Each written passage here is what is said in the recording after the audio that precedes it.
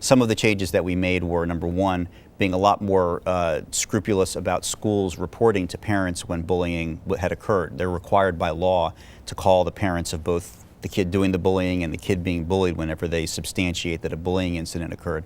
And we passed a law to start auditing schools every year to make sure that that was actually happening. We did it last year for the first time, and what we found was that half the schools that got audited were actually doing relatively well, but half weren't, and we had about half the schools that got audited. Fewer than 70% of the substantiated bullying incidents were these calls home getting made. And that's a problem because parents have a big role to play on both ends in terms of dealing with this, but if they don't even know that it's happening, they can't. Cyberbullying was something else that we were focused on. We put a new cyberbullying policy into place for the state, and we were checking to see if schools had actually adopted the policy as they were supposed to, and also let the students know about it, because this was a change. It used to be that what you did on your home computer was pretty much not going to touch you in school. Right, and this was, and we changed that. Now, if you do something at home on social media that has an impact in the school, then it's a problem for you at school, and we wanted to make sure kids knew that.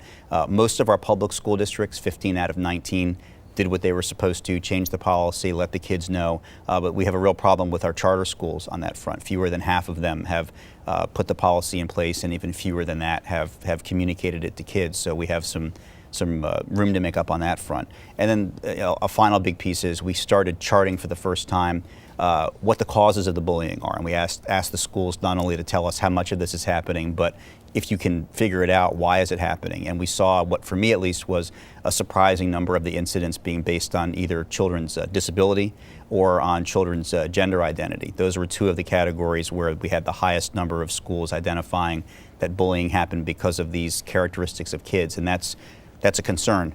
Because both of those categories of kids are having to deal with other issues at school anyway. And so we're trying to show schools this is happening a disproportionate amount, and we want you to try to be attentive to these particular groups of kids that seem to be getting singled out. We're going to do this report on an annual basis that next year every school is going to want to be on the right end of these things. And it's really not difficult to correct these things. If you have a bullying incident happen, pick up the phone, call the parents, make sure that you have the cyberbullying policy. It's already written out. Put it on your books and hand it to the kids at the beginning of the year. A lot of these things don't require a lot of extra effort by the schools. It just requires some focus. Dealing with the, changing the culture in the school in terms of, being tolerant of kids who are different, kids who have disabilities and things like that, that's more challenging. And that's something that is going to require some concerted thought and effort, but it's worthwhile.